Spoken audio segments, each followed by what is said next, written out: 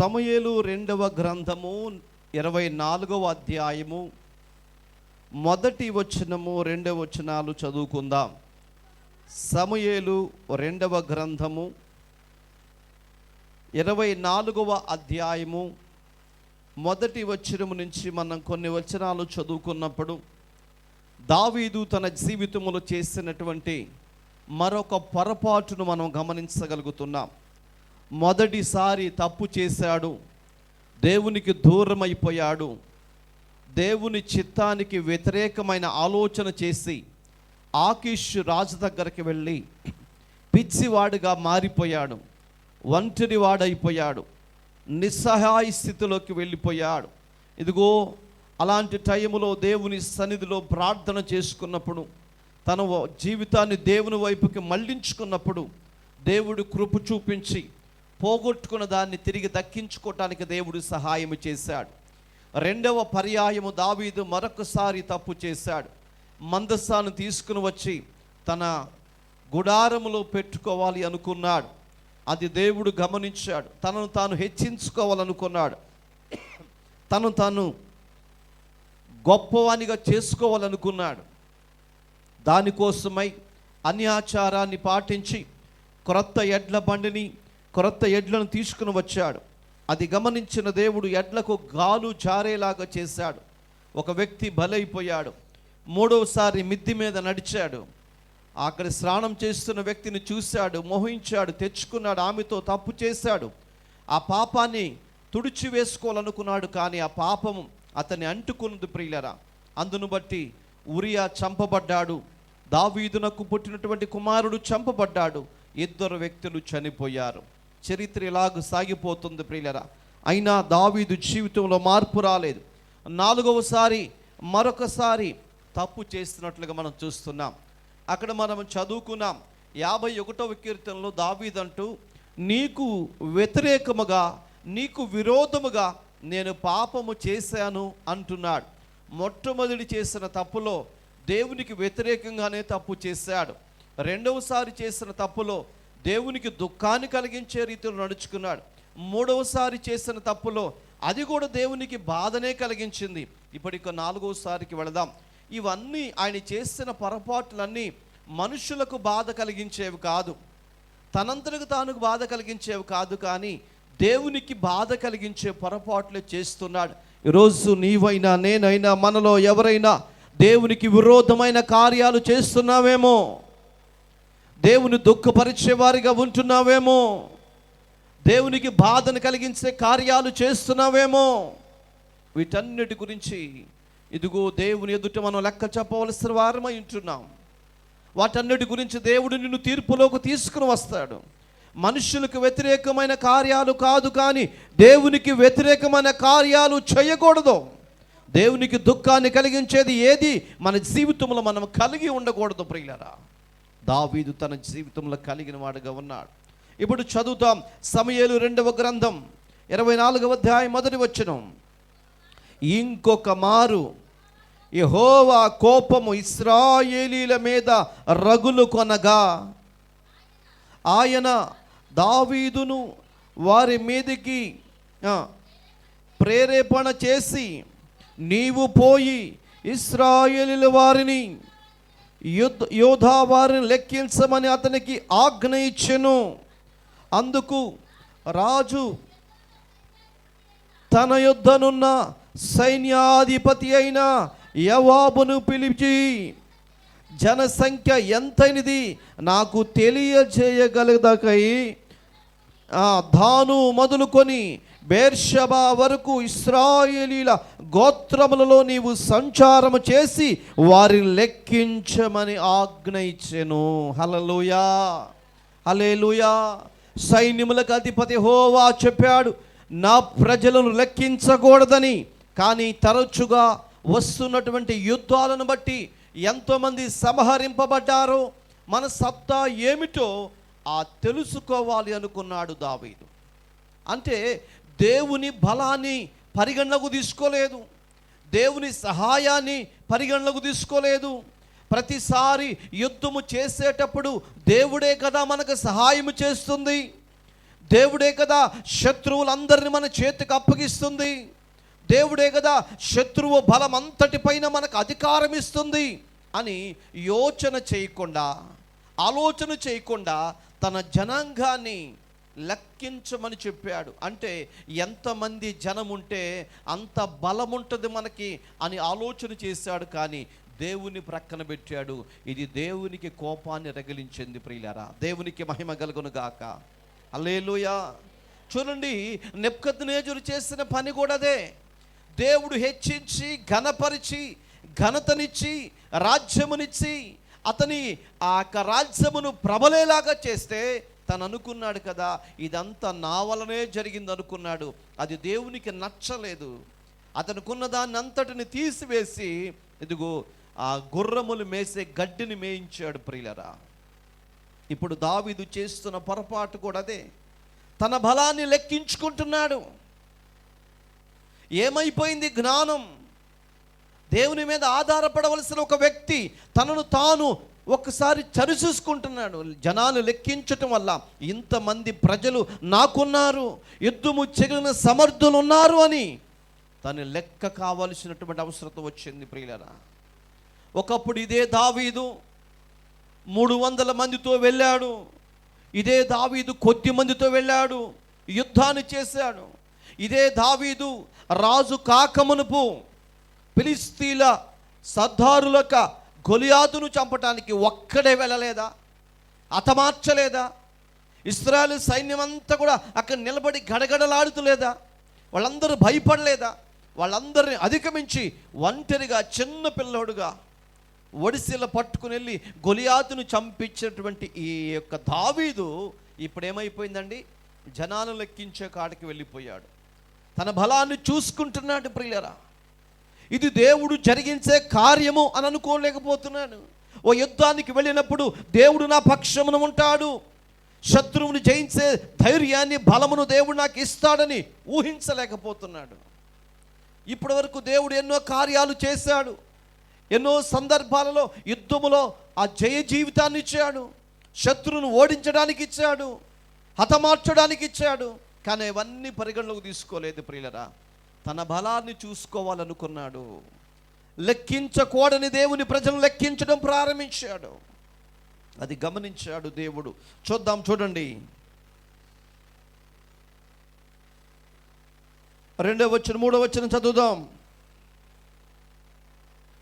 సమూయేలు 2వ గ్రంథం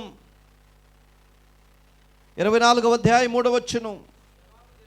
యోవాబు జనుల సంఖ్య ఎంత ఉన్నను నా ఏలినవాడవును రాజునగు నీవు బ్రతికి ఉండగానే దేవుడు యెహోవా దానిని 100 ఎక్కువగా చేయునుగాక. స్తోత్రం. యోవాబునకు ఏముందంటే దేవుని పట్ల ఒక భయం ఉంది, విశ్వాసం ఉంది, దేవుని పట్ల ఒక నిరీక్షణ ఉంది. ఎందుకంటే ప్రతి యుద్ధములో ఈయన ఉంటున్నాడు, దేవుడు చేసే కార్యాలు చూస్తున్నాడు. ఇప్పుడు లెక్కించడానికి వెళుతున్నాం, దానికంటే 100 నా దేవుడు నీకు చేయునుగాక అని అంటూ తర్వాత ఏమంటున్నాడు? నా ఏలినవాడువును రాజునగు నీకు ఈ కోరిక ఎలా పుట్టింది? ఈ కోరిక ఎలా పుట్టింది? మీరు గమనించండి ప్రియమైనటువంటి వారులారా, దావీదు చేసినటువంటి తప్పులలో ప్రతి చోట ఒక సమస్య ఎదురవుతూనే ఉంది. ప్రతి చోట ఒక అడిగే వ్యక్తి ఎదురవుతూనే ఉన్నాడు, అడిగిస్తున్నాడు దేవుడు. కానీ ఇతని జీవితంలో మార్పు రాలేదు. సర్దారులు వచ్చారు,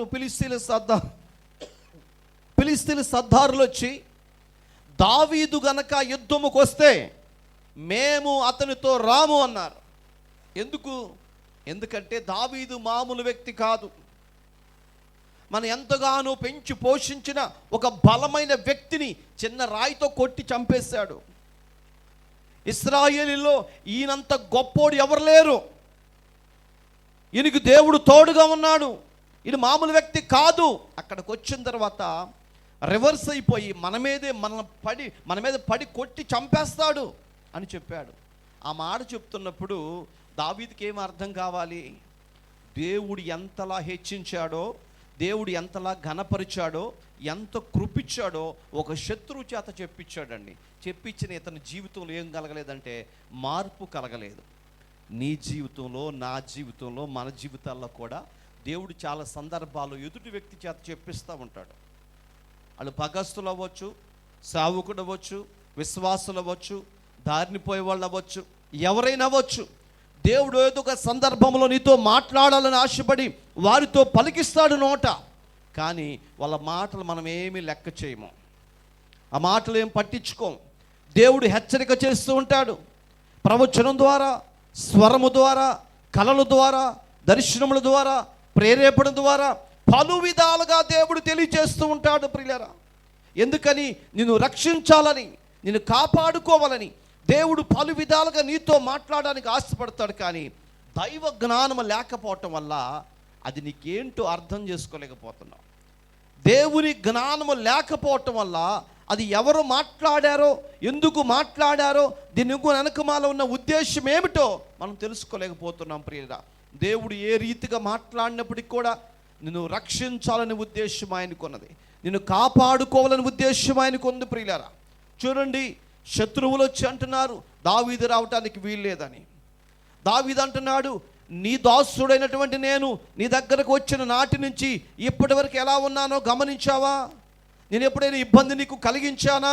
నన్ను ఎందుకు యుద్ధానికి వద్దంటున్నారు అంటే, నువ్వు రావద్దయ్యా, వెళ్ళిపోమని చెప్పి వెనక్కి తిరిగి పంపించారు. అప్పుడే తన బ్రతుకు మార్చుకోలేదు ప్రియులరా. ఎప్పుడు మార్చుకోడు తెలుసా?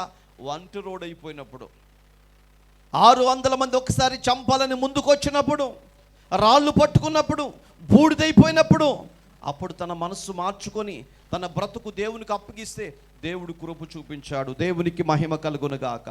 హల్లెలూయా. రెండవ పర్యాయములో చూస్తే మందసం తీసుకుని వస్తుంటే ఎడ్లకు కాలు జారినప్పుడైనా తన యొక్క ఆలోచన సిద్ధాంతాన్ని మార్చుకోలేకపోయాడు ప్రియులరా. బలి అయిపోయింది అక్కడ, నష్టం వాటిల్లిపోయింది అక్కడ. మూడవసారి జరిగినటువంటి కార్యక్రమములో ఉరియా వచ్చి అంటాడు, ఇది సమయమా? నేను ఇంటికి వెళ్ళడానికి, ఆహారం తీసుకోవటానికి, నా భార్యతో ఉండడానికి ఇది సమయమా? దేవుని ప్రజలు యుద్ధములో, యుద్ధ భూమిలో ఉన్నారు. వారిని కాపాడుకోవలసిన బాధ్యత మన పైన ఉన్నది. బాధ్యతలు మర్చిపోయి కర్తవ్యాన్ని విడిచిపెట్టి సుఖ సంతోషాలతో ఉండడానికి ఇది సమయమా అని మాట్లాడినప్పటికి కూడా తన బ్రతుకు మార్చుకోలేకపోయాడండి. అంటే దేవుడు హెచ్చరిక చేస్తున్నాడు, ప్రమాదానికి ముద్దు మార్చుకోలేకపోయాడు. నినివే పట్టణానికి శ్రమ వస్తుందని దేవుడు తెలియచేస్తే, యోనా వేరొక ప్రాంతానికి వెళితే యోనాకి బుద్ధి చెప్పి దేవుడు చాప ద్వారా మళ్ళీ ఇదిగో ఆ యొక్క నినివే పట్టణంలోకి వదిలిపెడితే, ఒక్కరోజు ప్రయాణం చేసి అక్కడ చాటి చెప్పాడు, ఇదిగో ఉగ్రత రాబోతుందని. వాళ్ళు వెంటనే ఆ మాట విన్న వెంటనే పసి పిల్లలు మొదలుకొని ముసలి వాళ్ళ వరకు అందరూ కూడా మోకరించారు, ఉపవాసం ఉండారు, కన్నీరు గార్చారు. దేవుడు మాట్లాడినప్పుడు దేవుని మాటకు లోబడి తన బ్రతుకును మార్చుకుని ప్రార్థన చేశారు కాబట్టి వస్తున్న ఉగ్రతను దేవుడు ఏం చేశాడంటే తప్పించాడు. స్తోత్రం, హల్లెలూయా. ఉగ్రతను తప్పించాడు దేవుడు. నినివే పట్టణం మీదకు వస్తున్న ఆ భయంకరమైన శాపాన్ని కొట్టివేశాడు. కొట్టివేయడానికి కారణం ఏంటంటే వారి జీవితంలో కలిగి ఉన్న ప్రార్థన. దేవుడు హెచ్చరిక చేశాడు, హెచ్చరికను తీసుకున్నారు వాళ్ళు. కానీ రోజు ఎన్నో సందర్భాల్లో దేవునికి హెచ్చరిక చేసినా, నీతో మాట్లాడినా, దేవునికి బుద్ధి చెప్పినా, దేవుడు చెప్పిన ఆ మాట నువ్వు తీసుకోలేకపోతున్నావేమో, నీ జీవితాన్ని మార్చుకోలేకపోతున్నావేమో. జాగ్రత్త. నోవహు కాలంలో దేవుడు జలప్రళయం గురించి చెప్పాడు.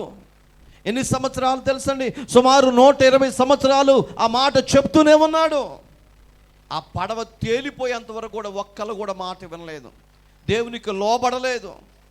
లోకాన్ని ప్రేమించారు, లోకంలో ఉన్న వాటినే ప్రేమించారండి. తర్వాత వర్షం పడడం ప్రారంభించింది. ఏ వర్షం అంటది? అందులో రాయబడిన మాట ఏ వర్షం అది? భార్య వర్షమా, భర్త వర్షమా?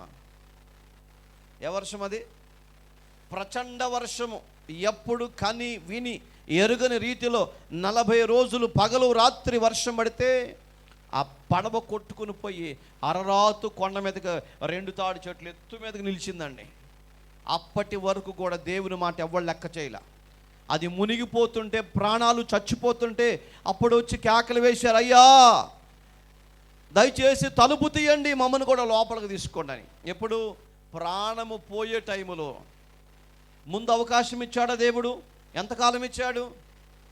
100 సంవత్సరాల పాటు ఈ కర్ర భుజం మీద పెట్టుకుని, సితిసారపు మ్రానులు భుజం మీద పెట్టుకుని అడవిలోకి వెళ్ళి నరుక్కుని వస్తూ వచ్చేవాడు. ప్రతిసారి ఒక్కొక్క ఇంటి దగ్గర ఆగి, అమ్మా నా మాట వినండి, ఉగ్రత రాబోతుంది, మీ పాపాన్ని విడిచిపెట్టండి, దేవుడు హెచ్చరిక చేస్తున్నాడు, దేవుని దగ్గరకు రండి, ఆయన మిమ్మల్ని క్షమిస్తాడని చెప్తే ఒక్కడంటే ఒక్కడు కూడా నమ్మలేదండి. ఒక్కడంటే ఒక్కడు కూడా నమ్మలా, విశ్వసించలా. దేవుడు ప్రపంచం మొత్తాన్ని లైవ్ చేశాడు, తుడిచేశాడండి. అంత భయంకరమైన పరిస్థితి. అంటే ఇప్పుడు మనకు అర్థమవుతుంది, ఏదైనా వినాశనం వచ్చే ముందు దేవుడు తప్పకుండా ఏం చేస్తాడు? తెలియచేస్తాడు. దాన్ని గమనించిన వాడు ఏం చేస్తాడు? బ్రతుకు బాగు చేసుకుంటాడు, ఆ ప్రమాదంలోకి వెళ్ళడం. దాన్ని గమనించిన వాడు ఏం చేస్తాడు? వెళ్ళిపోయి పడిపోతాడు. ప్రియులారా, ఎక్కడైనా రోడ్డులు రిపేర్ చేసేటప్పుడు అక్కడ ఒక బోర్డు పెడతారు, గో స్లో అని రాస్తాడు. అంటే చిన్నగా వెళ్ళండి, ఈ రోడ్డు రిపేర్లో ఉన్నది, ఇక్కడ వంతెన కట్టబడుతుంది, బ్రిడ్జి వేయబడుతుంది అని అక్కడ బోర్డులు పెడతా ఉంటారు. ప్రియులారా, ఆ బోర్డు పెట్టినప్పుడు ఒక చోట 1 వే ఇస్తాడు, ఒక పక్కేమో సైడు మళ్ళీ ఇంకో రోడ్డు వేస్తాడు, ఇటువైపు వెళ్ళండి అని.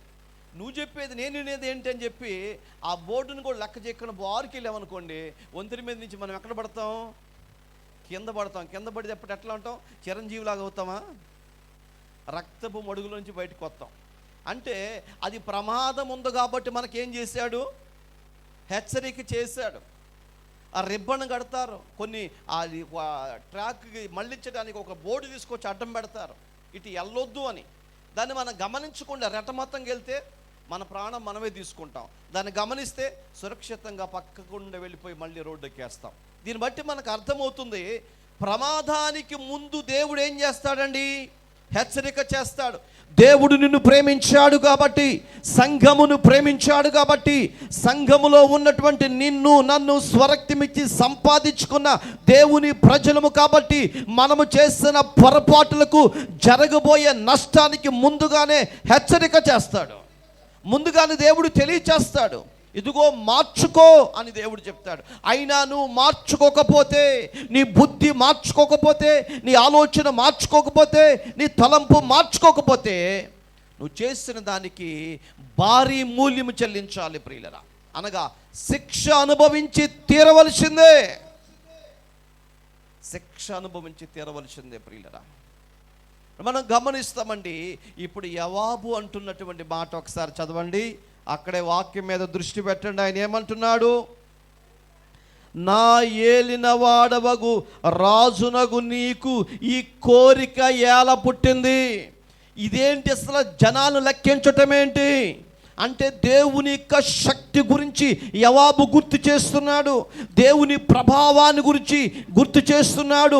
అనేక పర్యాయములో మనం కొద్ది మందిగా ఉన్నప్పటికీ దేవుడు విజయం ఇవ్వలేదా? దేవుడు శక్తినివ్వలేదా?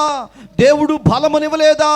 శత్రువును ఓడించే అధికారాన్ని దేవుడిస్తే ఇప్పుడు నీకు ఎందుకు ఈ బుద్ధి వచ్చింది? ఎందుకు ఈ కోరిక పుట్టింది? ఏ కోరిక పుట్టిందంట?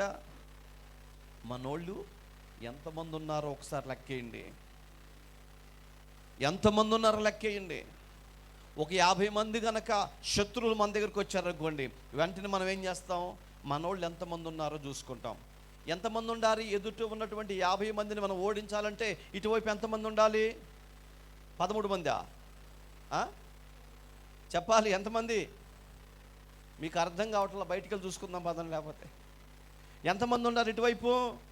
మన ఎక్స్పెక్టేషన్ ఏంటంటే కనీసం ఒకళ్ళని ఇద్దరు కొట్టినా ఇద్దరు చెప్పిన 100 మంది ఉండాలి. లేదు, ఇటు 49 మంది ఉంటే వీళ్ళు ఎంత బలవంతులైనా గుండెలు ఏముంటుంది? భయం ఉంటుంది. ఈ జనాన్ని లెక్కేయకుండా నేను జయించగలుగుతానంటే ఒక్కడే 5గురిని కొట్టి పడేస్తాడు. దేవునికి స్తోత్రం. కొట్టడా? ఎందుకు కొట్టడు? సినిమాలు చూడండి, మీకు అర్థమైంది. క్రీస్తునందు ప్రియులరా, ఇప్పుడు దావీదు ఏమనుకుంటున్నాడంటే, నాకున్న సైన్యమును చూసి నేను ధైర్యపరచబడతాను. బుద్ధి ఉందండి ఎవరికి? దావీదుకి బుద్ధి ఉందా? ఎందుకు లేదంటే ఒక్కడే మోకరించాడు మొదటి జరిగిన తప్పులో. ఎక్కడ మోకరించాడు? బూడిదలో మోకరిస్తే అక్కడ రాయబడింది దేవుని దగ్గర నుంచి ధైర్యాన్ని తెచ్చుకున్నాడు అంటాడు. స్తోత్రం. ఎక్కడి నుంచి వచ్చిందంట ధైర్యము? దేవుని దగ్గర నుంచి వచ్చింది. ఇప్పుడు ఈయన మనుషులు లెక్కేసుకుంటున్నాడు. ఎందుకు? ధైర్యం కోసం, యుద్ధాలు జయించడం కోసం, దానికోసము తనంతట తాను లెక్కేసుకుంటున్నాడు. ప్రియమైనటువంటి వారులారా, ఈరోజు మనకి మనుషులు కాదు ముఖ్యం, దేవుడు మనతో ఉంటే ఒక వ్యక్తి 10,000 మందితో సమానము. హల్లెలూయా. ఇశ్రాయేలు అదే భావిస్తారు. దావీదు, నువ్వు మామూలుడు కాదయ్యా, నువ్వు ఒక్కడవే 10,000 మందితో సమానం. కాబట్టి నీ దీపము ఆరిపోకూడదు, నువ్వు బ్రతికే ఉండాలి. నువ్వు బ్రతుకుంటే 1,000 మందిని, లక్షల మందిని బ్రతికిస్తావు. అందుకోసమని యుద్ధానికి రావద్దు అని చెప్పారండి. అలాంటి గురిపిచ్చాడు దావీదుకి. కానీ ఎలాంటి తెలివి కలిగిన వ్యక్తి అయినా, ఎలాంటి గొప్ప వ్యక్తి అయినా ఒక్కొక్కసారి ఆటోమేటిక్ ఏమైపోతాడు చెప్పండి? ఆటోమేటిక్గా పడిపోతాడు అంతే. ఏదో ఒక చిన్న విషయంలో దొరికిపోతాడు అంతే. మన చుట్టూ ఉన్నటువంటి పరిస్థితులను బట్టి మనం చాలా జాగ్రత్తగా ఉండాలనుకుంటాం, కానీ ఏదో ఒక విషయంలో టక్కన దొరికిపోతారని. దావీదు ఎంత తెలివి కలిగిన వాడు, జ్ఞానం కలిగిన వాడు, దీపం వంటి వాడు. ఇలాంటి వాడు ఏం చేశారండి? ఒక్కసారిగా జనాన్ని లెక్కేసుకున్నాడు. ఎప్పుడు లెక్కేలేదండి. అప్పటికి యోవాబు బుద్ధి చెప్పాడు, విన్నాడా? అక్కడ ఉరియా బుద్ధి చెప్పాడు, విన్నాడా? ఇక్కడ ఫిలిష్తీయులు బుద్ధి చెప్పారు, విన్నారా? నాశనం ముందుంటే ఎవడంటాడండి? అర్థమవుతుందా? పోయే కాలం ముందున్నప్పుడు ఎవడు చెప్పిన మనం మాటను, అరే బుద్ధిగా చదువుకోండిరా, జాబ్ చేసుకోవాలిరా, అల్లరి చిల్లరి శాస్త్రాలు మానేసేయండిరా, చక్కగా బ్రతకండిరా, కాలేజీకి వెళ్ళామా వచ్చామా అన్నట్లు ఉండాలిరా అంటే వింటారా అండి? ఇంటే ఈ ప్రపంచానికి తిప్పలు ఎందుకు? ఎనరు, ఇలా ఎనరు. ఆ తర్వాత ఏమైపోయింది? స్కూల్లో చక్కగా పాస్ అవ్వలేరు, ఇక మోపులు మోసుకోవటమే. ఏ మోపులు? పొలాల్లో మోపులు మోసుకోవటం. ఆ మోపులు మోసే బాధ కూడా లేకుండా ఇప్పుడు ఏమొచ్చింది? మిషన్లు వచ్చేసింది. మరి వీళ్ళు ఏం చేస్తారు? ఏం చేయటాక లేదు, ఫోన్ తీసుకోవటం, స్కూల్ కాడో బడి కాడో కూర్చోవటం. తర్వాత 4 రోజులు ఉండక, మమ్మీ నీకు శ్రమ లేకుండా నీ కోడలు తీసుకొచ్చాను చూసుకోవటమే. నీకేం బాధ లేదు, నువ్వు అసలు ఎక్కడికి వెళ్ళాల్సిన పని లేదు, పెళ్లి చూపులు లేవు, భోజనాలు లేవు, ఆకువక్క లేదు, ప్రథమ పత్రికలు ఏంటి ఏమి లేవు. మరేంటి? డైరెక్ట్గా తీసుకొచ్చేస్తాను అంతే. అంటే యవన వ్యవస్థ నాశనం అయిపోతుంది.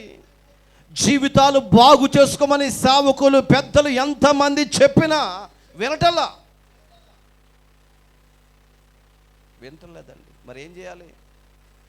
ఒక్కసారి ఆలోచన చేయండి ప్రియులారా. దావీదును దేవుడు ప్రేమించాడు కాబట్టి ప్రతిసారి ఏం చేస్తున్నాడు? హెచ్చరిక చేస్తూనే ఉన్నాడు. స్తోత్రం.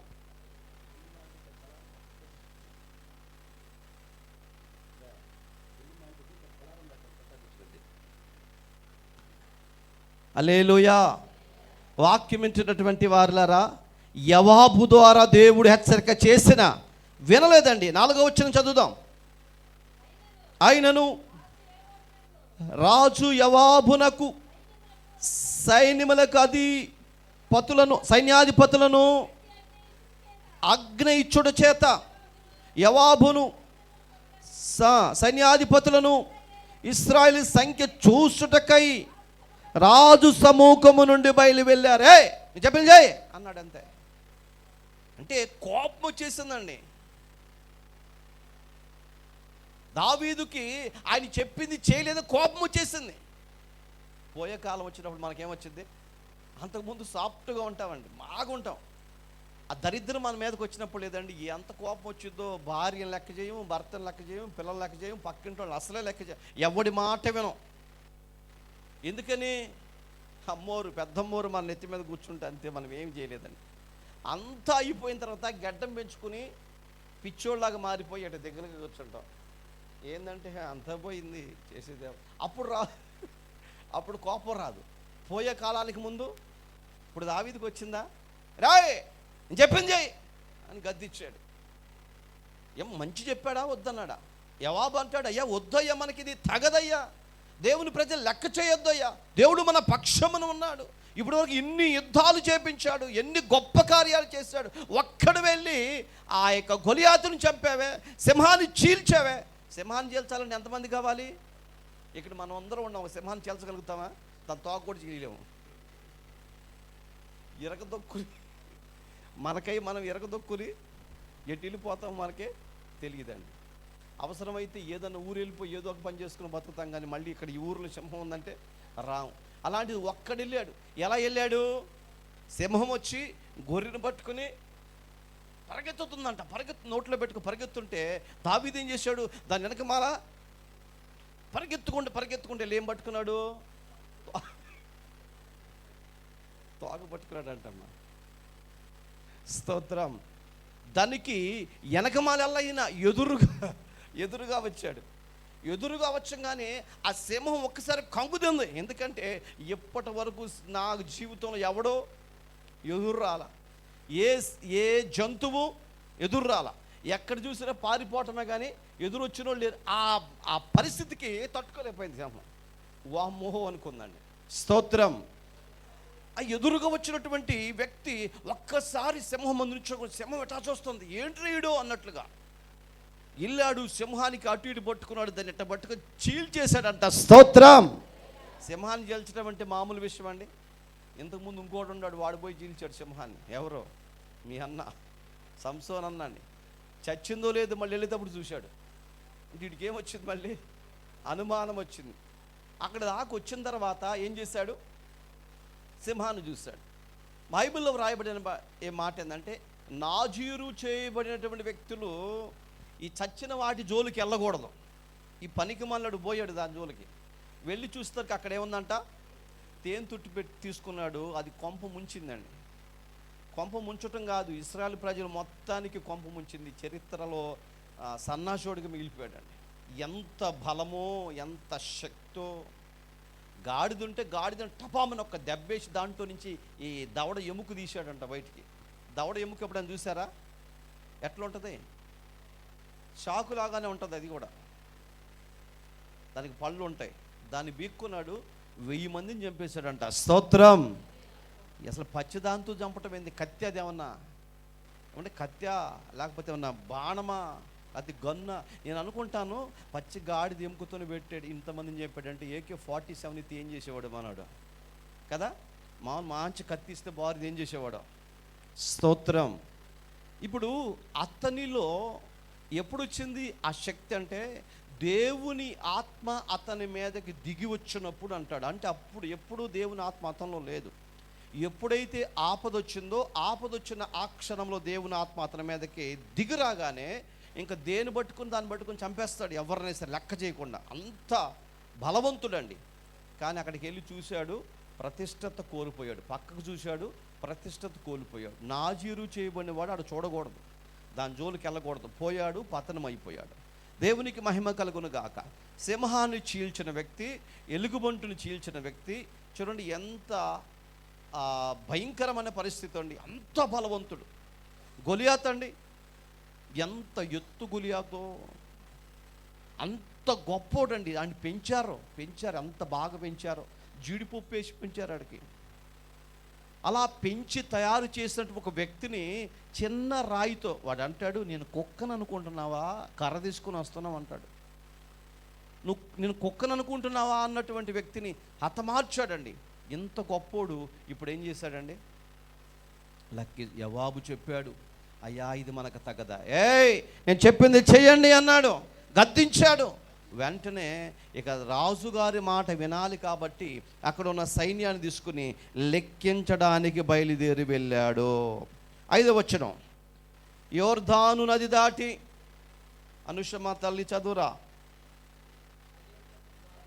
యోర్దాను నది దాటి యాజేరు తట్టున గాదు లోయ మధ్య నుండు పట్టణము కుడి పార్శ్వమందున్న అరోయేరులో దిగి 9వ వచనం, అప్పుడు యోవాబు జనసంఖ్య వెరసి రాజునకు అప్పగించెను. ఇశ్రాయేలీల వారిలో కత్తి దూయగలిగిన 8 లక్షల మంది యోధులుండిరి. యోధా వారిలో 5 లక్షల మంది ఉండిరి. జనసంఖ్య చూసినందుకై దావీదు మనసు కొట్టుకొనగా అతడు, నేను చేసిన పని వలన గొప్ప పాపము కట్టుకొంటిని. స్తోత్రం. ఏమండి, ఒకసారి చూడండి, యోవాబుకు చెప్పిన మాట ప్రకారం సైన్యాన్ని తీసుకుని వెళ్ళాడు. ఈ ఇశ్రాయేలీయులు ఎక్కడైతే ఉన్నారో ఆ ఏరియా అంతా తిరిగి వాళ్ళని లెక్కేసుకుని వచ్చాడు. ఆ లెక్క తీసుకొచ్చి ఎవరికి చెప్పారు? దావీదునకు చెప్పారు. దావీదుకు చెప్పిన వెంటనే ఒక్కసారిగా కలవరం వచ్చేసింది. అయ్యో అయ్యో, నేను పాపము కట్టుకున్నాను, నేను తప్పు చేశాను. ఇంతకు ముందు యోవాబు చెప్పాడుగా, వద్దయ్యా మనకు తగదని చెప్పాడు. విన్నాడా? ఇలా నష్టం జరిగిపోయిన తర్వాత ఎవరైనా అంతే. ఎప్పుడు నష్టం జరిగిన తర్వాత నేను అది చేసి ఉండకూడదు, నేను అక్కడికి వెళ్ళి ఉండకూడదు, నేను అలా తిట్టి ఉండకూడదు, నేను అలా కొట్టి ఉండకూడదు, నేనే తొందరపడ్డాను అని ఎప్పుడు బాధపడతారు? నష్టం జరిగిన తర్వాత. అది ఇప్పటి వరకు ఇక్కడే ఉన్నాను, వాడు వస్తున్నా ఉండమన్నాడు, 2 నిమిషాలు ఆగినట్టయితే ఆ ప్రమాదం నుంచి తప్పించుకునేవాడిని.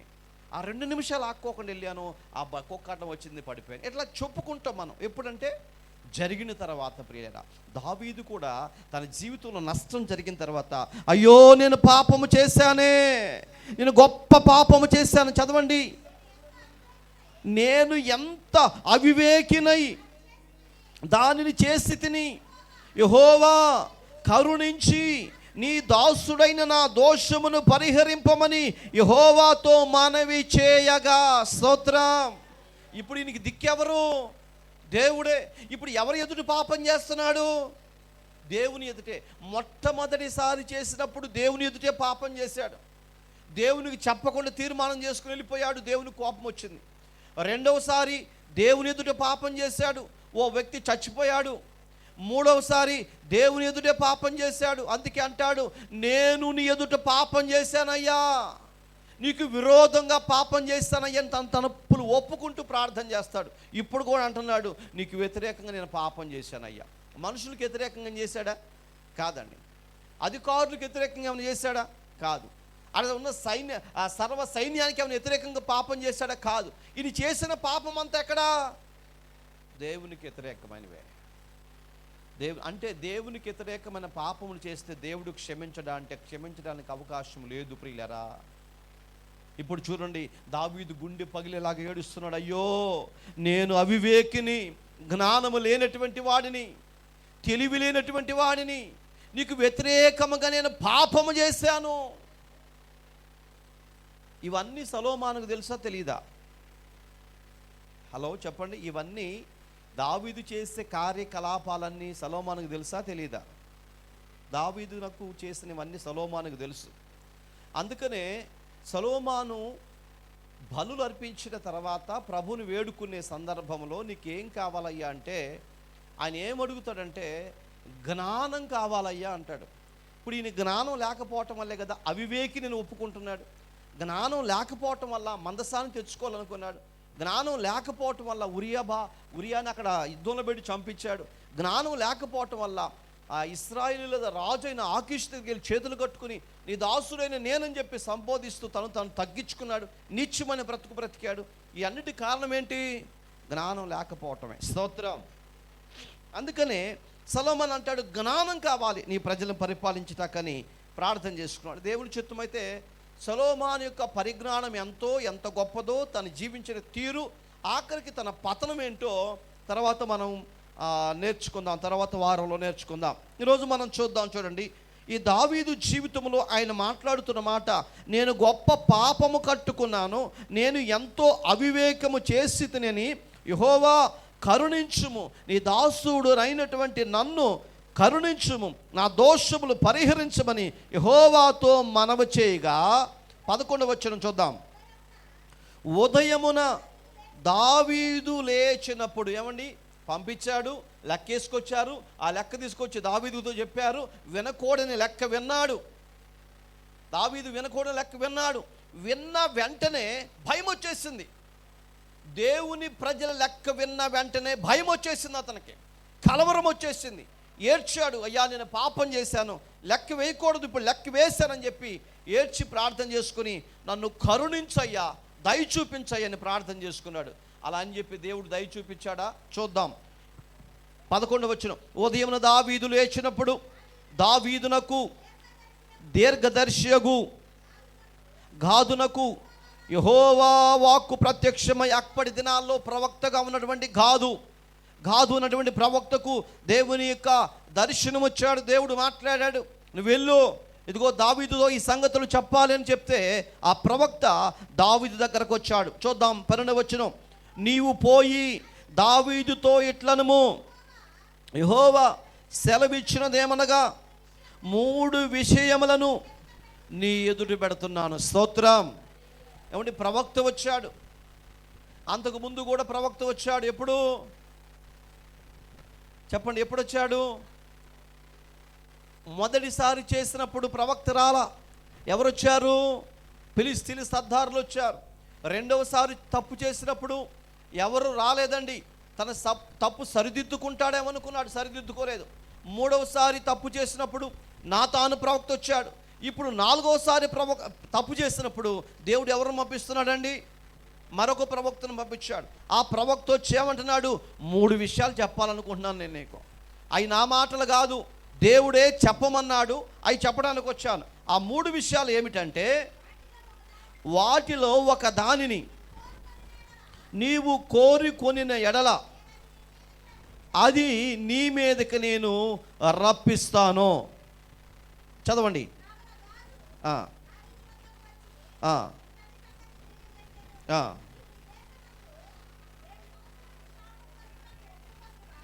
ఇక్కడ 13వ వచనం కదమ్మా, చదవండి ఒకసారి. కావున గాదు దావీదు నొద్దకు వచ్చి ఇట్లా సంగతి తెలియచెప్పెను, నీవు నీ దేశమందు 7 సంవత్సరములు క్షేమము కలుగుటకు నువ్వు ఒప్పుకుందువా. 3 విషయాలు చెప్పాడు. 3 విషయాలంటే 3 శాపాలండి, 3 శిక్షలు. దేనికి? ఇశ్రాయేలీలను లెక్కించినందుకు. ఇది 4వ తప్పు. ఇప్పుడు మీరు గమనించండి, మొదటిసారి తప్పు చేశాడు, నష్టమేం కలగల, పోగొట్టుకున్న దాన్ని తిరిగి దక్కించుకున్నాడు, అంటే చూసి చూడనట్టుగా దేవుడు వదిలేశాడు. రెండోసారి తప్పు చేశాడు, రెండోసారి చూసి చూడనట్టుగా వదిలేశాడు, మళ్ళీ వదల్లా. ఏమయ్యాడు? ఓ వ్యక్తి చచ్చిపోయాడు, ఒక మరణం జరిగింది. బుద్ధి తెచ్చుకున్నాడా? లేదు.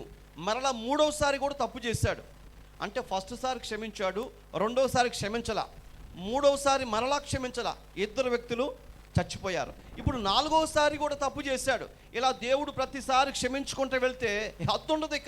ఇక తప్పు మీద తప్పులు చేస్తూనే ఉంటారు. అందుకనే దేవుడు క్షమించడు, దానికి ప్రతీకారం తీర్చుకోవలసిందే. మొదటిసారి కాబట్టి ఎలాగో కృప చూపించాడు, రెండవసారి ఒకడు బలి అయిపోయాడు, 3వసారి 2 బలి అయిపోయారు. ఇక 4వసారికి వచ్చేసరికి 3 శాపాలు చెప్తున్నాడు. ఒకటి ఏంటయ్యా అంటే, 7 సంవత్సరాలు మీ ప్రాంతం అంతా, మీ దేశం అంతా కరువు వచ్చింది. ఏమొచ్చిందంట? 7 సంవత్సరాలు కరువు వస్తే, కరువు వచ్చినప్పుడు ప్రజలు ఎక్కడికి వెళ్తారు తెలుసా మీకు?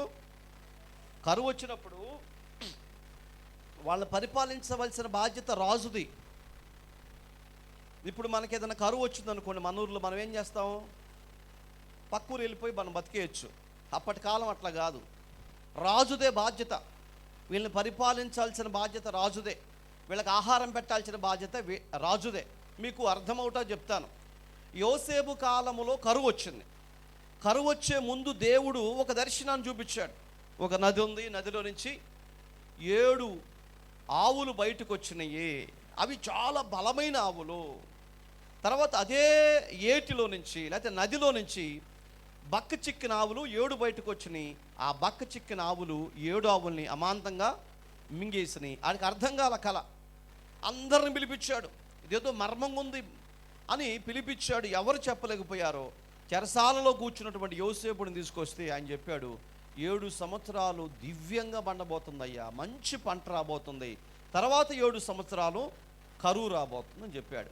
ఇప్పుడు 7 సంవత్సరాలు కరువు వచ్చినా, 7 సంవత్సరాలు పంట పడినా రాజుకేంటి బాధ? ఆయన తినటానికి ఉండిద్ది, ఉండటానికి ఉండిద్ది. మరి ఎందుకు దేవుడు ఇది చూపించాడు అంటే ఈ ప్రజలందరి సంరక్షణ ఎవరిదంటే రాజుది. అందుకనే వీటన్నిటినీ ఈ భద్రపరిచే బాధ్యత యోసేపుకు అప్పగించాడు. ఎక్కడ పడితే అక్కడ గోడాములు కట్టించేసి 7 సంవత్సరాలు పడిన పంట అంతా దాచిపెట్టారు. తర్వాత వచ్చిన 7 సంవత్సరాలు కరువులో వీటిని ఉపయోగించుకున్నారు. అప్పటి కాలములోనే కానాను దేశం నుంచి యాకోబులో నుంచి వచ్చిన ఈ సంతతి వారు ఈ ధాన్యం కోసం ఇక్కడికి వచ్చారు ప్రియులారా. అంటే ఈ ఈజిప్టులో ఉన్నటువంటి ప్రజలు ఇతర ప్రజలు కూడా సహాయం చేసే వ్యక్తులుగా మార్చబడ్డారన్నమాట. ఇప్పుడు చెప్పండి, కరువు వచ్చింది అనుకోండి, ఈ కరువు ఎవరి మీద పడిద్ది? దావీదు మీద పడిద్ది. దావీదు గనక ప్రజలను సంరక్షించకపోతే, ప్రజలకు ఆహారం పెట్టకపోతే ప్రజలందరూ అంటారు ఈ రాజు మాకు వద్దు, ఈ రాజు స్వార్థపరుడు, మాకు అవసరం లేదు, వేరొక రాజు మాకు కావాలని తిరగబడతారండి. అరాచకాలు జరుగుతాయి, మరణాలు జరుగుతాయి, కొట్టుకుంటారు, చచ్చిపోతారు. అందుకనే ఈ రాజ్యం అంతటిని పెంచి పోషించవలసిన బాధ్యత ఎవరి మీద ఉంది? దావీదు మీద ఉంది. ఇప్పుడు చెప్తాడు మొదటి ప్రశ్న, ఇదిగోయ్యా 7 సంవత్సరాలు కరువు వచ్చింది, దీనికి ఒప్పుకుంటావా అని అన్నాడు. రెండవ సంగతి ఏంటి? రెండవ సంగతి అడుగుతున్నాడు, చదవండి ఇప్పుడు.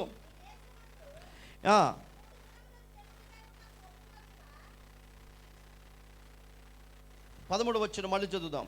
కావున దావీదు వద్దకు వచ్చి తెలియచెప్పెను, దేశమందు 7 సంవత్సరాలు క్షామము కలుటకు ఒప్పుకొందువా? నిన్ను తరుముచున్న నీ శత్రువులు ఎదుట నిలవలేక నీవు 3 నెలలు పారిపోవుటకు ఒప్పుకొందువా? రెండో ప్రశ్న ఇది. ఏమంటున్నాడు? ఒకటేమో 7 సంవత్సరాల కరువు వచ్చింది మీ ప్రజలందరికీ, ఇది రప్పించమంటావా? దేనికయ్యా? నువ్వు చేసిన తప్పుకి. నేనేం చేశాను? ప్రజలు లెక్కించకూడదు, నువ్వు లెక్కించావు. దేవుని ప్రజలను లెక్కించకూడదు కాబట్టి నువ్వు లెక్కించావు. దానికి బదులుగా నీ మీదకు దేవుని కోపం వచ్చింది. ఆ కోపానికి బదులుగా 7 సంవత్సరాల కరువు వచ్చింది, దీన్ని రానిమంటావా? అదొద్దు. మరి ఇంకో రెండోటి ఏంటంటే 3 నెలల పాటు నీ శత్రువులు ఎవరైతే ఉన్నారో వాళ్ళు నిన్ను తరుగుతూ ఉంటారు, పిచ్చి కుక్కను తరిగినట్టు. నువ్వు పరిగెత్తుకుంటూ పోవాలి. వాళ్ళు తరుముతూ ఉంటారు, వాళ్ళ చేతిలో పడకుండా నువ్వు తప్పించుకుని 3 నెలలు పోవాలి. అప్పుడు ఆయన ఏమన్నాడో చూద్దాం ఆ మాట తర్వాత. నీ దేశమందు 3 దినములు తెగులు రేపుటకు ఒప్పుకొందుమా? యోచన చేసి నన్ను పంపిన వారికి నేనేమి ఇవ్వవలసి ఉన్నదని నిశ్చయించి తెలియచెప్పమనెను. స్తోత్రం. 3 విషయాలండి, 3 కూడా కఠోరమైన విషయాలే. ఒకటేంటి? 7 సంవత్సరాల కరువు దేశం అంతా వచ్చింది. రెండవది ఏంటి? 3 నెలల పాటు ప్రజలు నీ మీద శత్రువులు అందరూ నిన్ను తరుముతూ ఉంటారు. ఇప్పుడు నువ్వు పిచ్చి కుక్కలాగా పరిగెత్తుకుంటూ వెళ్ళిపోయి నీ ప్రాణాన్ని కాపాడుకోవాలి. మూడవది ఏంటి? ఈ ప్రపంచం అంతటి మీద దేవుడు ఒక తెగులు పంపించబోతున్నాడు. ఈ తెగులు 3 రోజులు ఉంటుంది. ఈ 3 రోజుల్లో ఈ తెగులు వచ్చింది. ఈ మూడిట్లో ఏది కోరుకోవాలని చెప్తే అప్పుడు 14 వచ్చిన, అందుకు దావీదు నాకేమి తోచుకున్నది, గొప్ప చిక్కులో ఉన్నాను,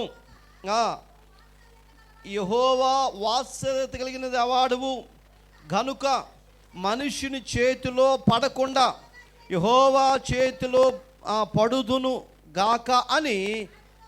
అది ఈయనేమన్నాడంటే యెహోవా వాత్సల్యం కలిగిన వాడు. ఈ మాట గుర్తుపెట్టుకోండి. యెహోవా ఎలాంటి వాడండి?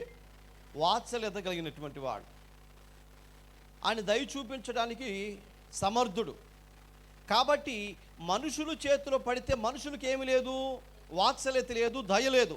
వాళ్ళు కొట్టి చంపేస్తారు.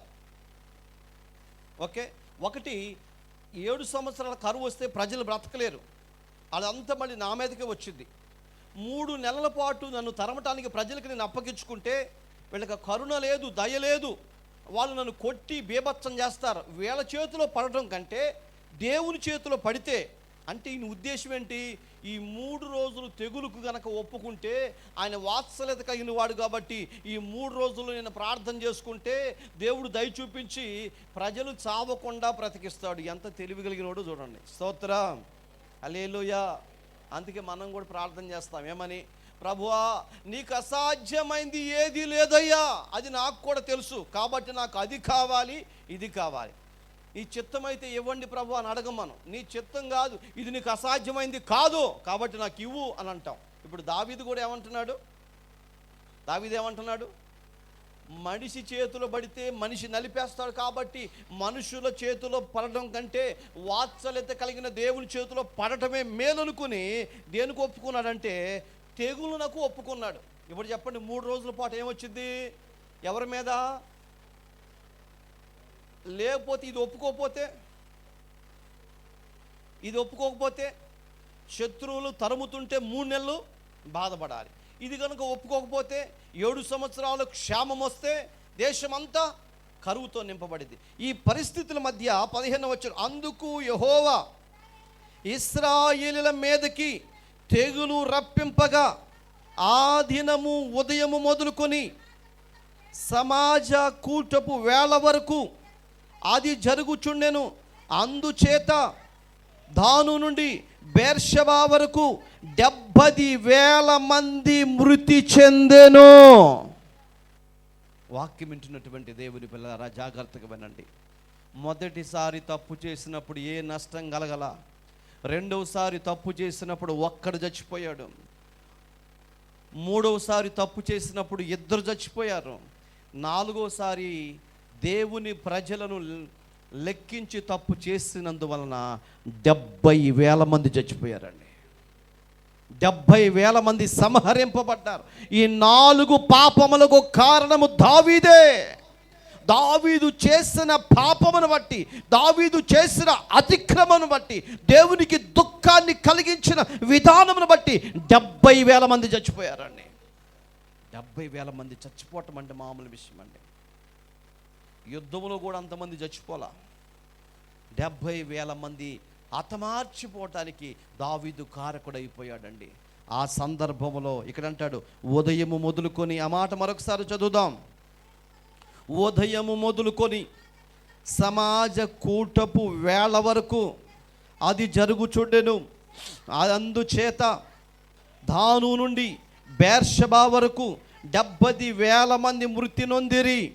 అయితే దూత యెరూషలేము పైని హస్తము చాపి నాశనము చేయబోయున్నప్పుడు యెహోవా ఆ కీడును గురించి సంతాపమొంది, అంతే చాలును, నీ చెయ్యి తీయమని చెనులను నాశనము చేయు దూతకు ఆజ్ఞ ఇచ్చెను.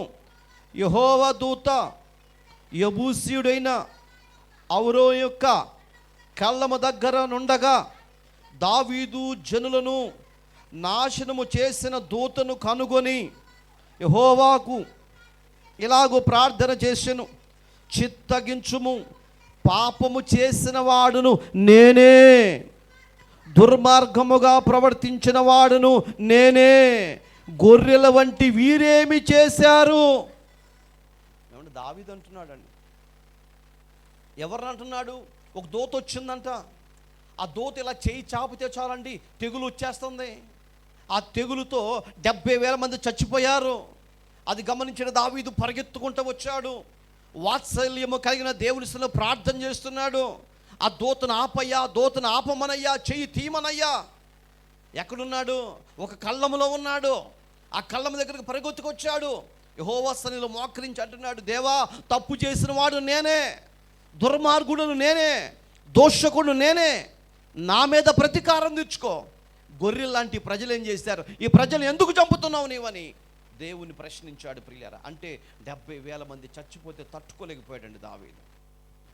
లెక్కేసినందుకే లెక్క వేసినందుకే ఇంతమంది చంపబడ్డారు. ప్రియులారా, ఆ వేదనకు తట్టుకోలేక, బాధకు తట్టుకోలేక, నీవు నా మీద ప్రతీకారం తీర్చుకోవాలి కానీ ఈ పిచ్చి వాళ్ళు, పిచ్చి గొర్రెలాంటి మనుషులు వీళ్ళు ఏం చేశారయ్యా అని చెప్పి దేవుణ్ణి అడుగుతూ ఉన్నాడు. ప్రియులారా, ఆ మాట చూడండి ఎంత చక్కగా రాశాడు.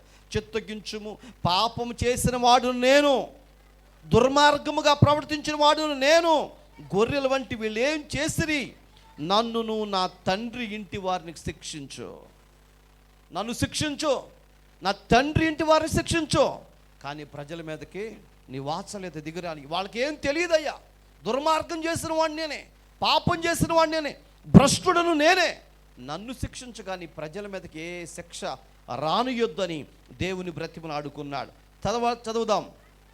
ఆ దినమన గాదు దావీదునొద్దకు వచ్చి, నీవు పోయి యెబూసీనుడైన ఔరానా యొక్క కళ్ళములో యెహోవా నామమునకు బలిపీఠము కట్టించమని అతనితో చెప్పగా, దావీదు యెహోవా ఇచ్చిన ఆజ్ఞ చెప్పను పోయిన. ఇక మనం చదువుకుందాం. ఇక మీరు బైబిల్ చదవవసరం లేదు, నా మాట వినండి ప్రియులరా. అప్పుడు దేవుడు ఏం చెప్పాడంటే, ఇదిగో ఇక్కడ వచ్చినటువంటి ఆ దూత చెప్తుంది, ఈ తెగులు ఆగిపోయేలాగా నువ్వు పరిగెత్తుకుంటూ వెళ్ళి ఆ కళ్ళములోకి వెళ్ళి యెహోవా నామము పేరట ఒక బలిపీఠాన్ని కట్టి అక్కడ అర్జెంటుగా దహన బలులు అర్పించు. ఆ దహన బలులు అర్పిస్తే నువ్వు చేసిన పాపానికి ప్రాయశ్చిత్తం జరుగుతుంది, అప్పుడు ఈ తెగులు ఆగిపోతుంది చెప్పినప్పుడు పరిగెత్తుకుంటూ పోయాడు. అతగాడితో మాట్లాడాడు, ఆ పొలం ఆయనతో మాట్లాడాడు, కొంత డబ్బులు ఇచ్చాడు, ఆ పొలాన్ని తీసుకున్నాడు, అక్కడ ఒక బలిపీఠాన్ని కట్టాడు. స్తోత్రం చెప్పండి, హల్లెలూయా. అప్పటికే 70,000 మంది చచ్చిపోయారు. ఇంకెంతమంది చచ్చిపోయేవాళ్ళు? ఆ తెగులును ఆపటం కొరకు పరుగును దేవుని యొక్క సన్నిధికి వెళ్ళి ఆ బలిపీఠాన్ని కట్టాడు. అక్కడ బలిపీఠాన్ని కట్టి ఇక అక్కడ బలులు అర్పించడం ప్రారంభించాడు, ప్రార్థన చేయటం ప్రారంభించాడు. ప్రియులరా, చదువుదామా 22వ వచనం.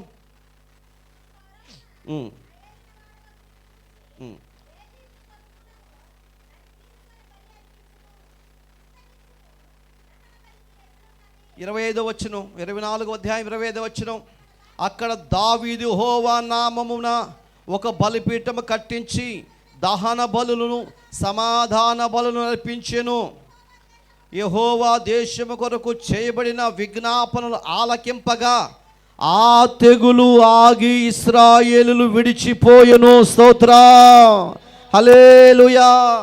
క్రీస్తునందు ప్రియమైనటువంటి వారలారా, మీరు గమనించినట్లయితే ఎప్పుడైతే కళ్ళములోకి పరిగెత్తుకుంటూ వెళ్ళి ఆయన బట్టలు చింపుకొని ఏడ్చి ప్రార్థన చేసి, నన్ను శిక్షించయ్యా, నా ఇంటి వారిని శిక్షించయ్యా, ఈ యొక్క ప్రజలు ఏమి చెయ్యొద్దని ప్రభువుని బ్రతిమలాడుకున్నప్పుడు ఏమండి, అక్కడ కళ్ళములోకి వెళ్ళి ఒక బలిపీఠాన్ని కట్టి, పొలములో పెద్ద బలిపీఠాన్ని కట్టి దహన బలులు అర్పించి సమాధాన బలులు అర్పించి తన్ను తాను దేవునికి అర్పించుకొని దేశం కొరకు ప్రార్థన చేస్తే ఆ ప్రార్థన ఆలకించిన దేవుడు ఆ తెగులు వారిలో నుంచి బయటికి వెళ్ళిపోయేలాగా చేశాడు. స్తోత్రం.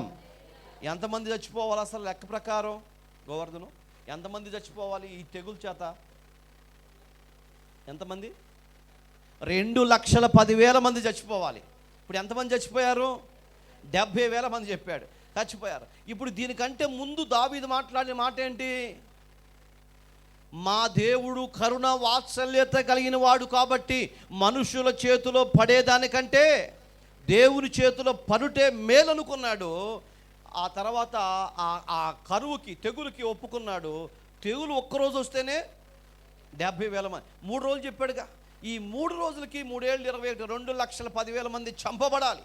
అలాంటిది ఒక్క రోజులోని ఇంత జరిగేతలకి తన బ్రతుకండి ఎంత భయంకరంగా ఉన్నాడు చూడండి, ఎంత బాధపడ్డాడు. ప్రభు దగ్గరకు వచ్చి ప్రభు పాదాలు పట్టుకుని ఏడ్చి, నన్ను శిక్షించయ్యా, నా ఇంటి వారి అమాయకులు ఏమి చేయొద్దయ్యా, అమాయకుల మీదకి ఏ ఉగ్రత రానియొద్దని చెప్పి చెప్తుంటే ఆ దూత చెప్తుంది, నువ్వు పరిగెత్తుకుంటూ వెళ్ళు, ఓ బలిపీఠాన్ని కట్టు, బలు అర్పించు, దేవుని కోపం సల్లారిద్ది. హల్లెలూయా. అంటే పూర్వకాలంలో పాపానికి విరుగుడు ఏంటి? పాపానికి ప్రాయశ్చిత్తం ఏంటి? బలి అర్పించాలి. ఏ బలి? కోడి, దూడ, ఇలా ఏదో ఒక బలి అర్పించాలి, రక్తం చిందించబడాలి. మరి ఇప్పటి కాలంలో బలి ఉందా? ఇప్పటి కాలంలో మనం చేసిన పాపానికి బలి అర్పిస్తే, కోడి దూడ తీసుకొచ్చి ఈ బలిపీఠం మీద కోస్తే జరిగిద్దా? ఎందుకని జరగదు? మనందరి కొరకు ఒక వ్యక్తి బలైపోయాడు. అందుకనే కోడుల యొక్క రక్తం వలన, దూడల రక్తం వలన ఎవరు పవిత్రులుగా మార్చబడలేరు. కానీ యేసు క్రీస్తు రక్తము వలన ప్రతి వ్యక్తి పవిత్రపరచబడతారు. హల్లెలూయా. ఇప్పుడు యేసయ్య మన కొరకు బలి అయిపోయాడు. అప్పటి కాలంలో బలి. ఇప్పుడు ఆ కళ్ళములోకి వెళ్ళాడు, సమాధాన బలులు అర్పించాడు, సమాధానం కోసం దహన బలులు అర్పించాడు, ప్రభు సన్నిధిలో ప్రార్థన చేశాడు. ఈ బలులు చూసినటువంటి దేవుడు అప్పుడు ఏం చేస్తాడు? ఇతన్ని క్షమించడం ప్రారంభించాడు. నేను ఎప్పుడు చెప్తూ ఉంటా, మన ప్రార్థనా పాయింట్లు ఎన్ని ఉండాలి? 10 ఉండాలి. మనం చేసిన పొరపాట్లు ఎన్ని ఉండాలి? 9 ఉండాలి. ఇప్పుడు ప్రార్థనా పాయింట్ ఒకటి ఎగస్ట్రా ఉంది కాబట్టి నీకు ఏది ఇష్టమో అది నువ్వు అడగకుండా కానీ దేవుడు నీకు ఇస్తాడు. అలా కాకుండా ప్రార్థన ఏమో 9 ఉన్నాయి, మనం చేసిన అతిక్రమాలు 20 ఉన్నాయి. నువ్వు ఎంత ప్రార్థన చేయి, ఎంత ఉపవాసం ఉండు, ఎంత దేవుణ్ణి అడిగి కొట్టుకో, ఏం ఉపయోగం లేదండి. ఇవి తగ్గాలి, ఇవి తగ్గాలి. ఏం తగ్గాలి? అతిక్రమాలు తగ్గాలంటే ఇవి పెరగాలి. ఇవంతటా తగ్గవి, తీసేస్తే పోయేవి కాదు. ఇవి పెరిగినప్పుడు ఇవి ఆటోమేటిక్గా తగ్గుతాయి అన్నమాట. ఈ సంఖ్య పెరగాలి. ప్రార్థన సంఖ్య, పరిచర్య సంఖ్య, పాటలు పాడే సంఖ్య, సాక్ష్యం ఇచ్చే సంఖ్య, దేవుని కోసం పరుగులు తీసే సంఖ్య, ఒక్కొక్క దానికి ఒక్కొక్క పాయింట్ అనుకోండి. ఉదాహరణకి ఒక కిటికీ వేస్తే ఒక పాయింట్ వచ్చింది. ఈ కిటికీలు మొత్తం వేసాం, 10 పాయింట్లు సంపాదించుకున్నారు మీరు రోజు. ఎక్కడికైనా వెళ్ళి ఒక పాట పాడారు, 10 పాయింట్లు వచ్చినాయి, మొత్తం 20 వచ్చినాయి. ఎక్కడికైనా వెళ్ళి ఒక ప్రార్థన చేశారు, ఇంకో 10 పాయింట్లు వచ్చినాయి. ఇలా మీరు దేవుని కొరకు చేసిన పరిచర్య నిమిత్తం పాయింట్లు వస్తాయి. అంతేగాని ఆదివారం వచ్చి వాక్యం అన్నంత వల్ల ఒక పాయింట్ కూడా రాదు. ఎందుకని? ఆదివారం వచ్చేది ఎవరి కోసం? నీ కోసం. వాక్యం అనేది ఎవరి కోసం? నీ కోసం. ప్రార్థన చేసుకునేది ఎవరి కోసం? నీ కోసం. మరి దేవుని కోసం నువ్వేం చేశా? ఏం చేయలే. మనమంటూ బయటికి వెళ్ళి సువార్త ప్రకటించడం వల్ల, దేవుని పని కొరకు వాడబట్టడం వల్ల ఈ పాయింట్లు పెరుగుతాయి. దేవుని కొరకు ప్రయాసపడితే ఈ పాయింట్లు పెరుగుతాయి. నీ కొరకు నువ్వు ఎంత ప్రయాసపడ్డా ఏ పాయింట్ పెరగదు. మరి ఈ పాపం అనేది, అతిక్రమాలనేవి పెరుగుతూ ఉంటాయా తగ్గుతూ ఉంటాయా? పెరుగుతూనే ఉంటాయి. ఎందుకని? కళ్ళతో చూసి గద్దించలేము, పాపం పెరిగిపోతూ ఉంటుంది. ఎవడైనా ప్రార్థనకు రాకుండా బయట తిరుగుతూ ఉంటాడు, రే ప్రార్థన రాకుండా బయట తిరుగుతాం అనలేము మనం. అనపోతే దేవుని శిక్ష. నువ్వు తెలిసి కూడా వాడు తిరుగుతుంటే వాడికి చెప్పలేదు కాబట్టి ఇదిగో నీకు ఒక పాయింట్ పెరిగిపోయింది, అతిక్రమం. వీటిని పెంచుకుంటే వెళ్తాం, మనం ఎంత అవసరం అయ్యే పెరిగిపోతూ ఉంటాయి. వడ్డీకి డబ్బులు తీసుకున్నాం అనుకోండి, మనం ఎంత అవసరంలా అయ్యేం చేస్తాయి? పిల్లలు పుట్టేస్తాయి అంతే. బ్యాంకులో తక్కువ వడ్డీ అని వెళ్తాం, 3 నెలలకు పిల్లలు పుట్టేస్తాయి. మనకైతే 9 నెలలు 10 నెలలు లాగాలి, మనకు ఆ బాధ లేదండి. బ్యాంకులోకి వెళ్తే 3 నెలలకే పిల్ల పుట్టేసింది, 6 నెలలకి మళ్ళీ పిల్ల పుట్టింది. సంవత్సరానికి వెళ్ళిన తర్వాత మన కళ్ళలో కూడా రక్త బిందువులు వచ్చేస్తాయి, తక్కువ అనుకుని వచ్చాం అనుకుంటాం. అలాగా వడ్డీ పెరిగిపోయినట్లుగా మన పాపం పెరిగిపోతూ ఉంటుంది. దీన్ని అదుపు చేయలేం, దీన్ని మాత్రం మనం పెంచుకోవటానికి అవకాశం ఉంది. స్తోత్రం. దీన్ని తగ్గించుకోవటానికి మన వల్ల కాదు. ఎందుకంటే సమాజంలో బ్రతకాలి. ఎవరన్నా వచ్చి అయ్యా ఓ 10,000 కావాలి, డబ్బులుంటే ఇవ్వండి అని అంటే ఒకటే మాట అంటాం, ₹1 కూడా లేదండి అంటాం. ఏమంటాం? ₹10 సందా వేస్తాం మళ్ళీ మనం. ఇందాకేం చెప్పాం? ₹1 కూడా, అది మాట వరుస. కానీ ₹10 సందా వేస్తాం. మనకేదైనా బాధ వస్తే మనం వాడుకుంటాం, అప్పు తెచ్చుకుంటాం. బయట వాళ్ళకి ఏం చేస్తాం? గబక్కన లేవండి అని చెప్పేస్తాం. అంటే ఇది కూడా తప్పేగా. అంటే సమాజంలో బ్రతకలేమండి. అంటే ఇది మనం తగ్గించుకోవాలని తగ్గవు, ఇవి పెరుగుతూనే ఉంటాం. వీటిని మనం మెయింటైన్ చేసుకోవాలనుకుంటే ఇవి పెంచుకోవాలి. అంటే ఈ ప్రార్థన అనుభవాలు పెంచుకోవాలి, దేవుని కొరకు పరిగెత్తే ఈ యొక్క ప్రయాసమును పెంచుకోవాలి. అప్పుడు ఇది హైలైట్ అవుతుంది, ఇది తగ్గిపోయింది. దీని ద్వారా మనకి ఆశీర్వాదం వస్తుంది. ఇప్పుడు ఈ తెగులును ఆపటం కోసం ఇక్కడ ఏం చేశాడు ఈయన? బలులు అర్పించడం ప్రారంభించాడు.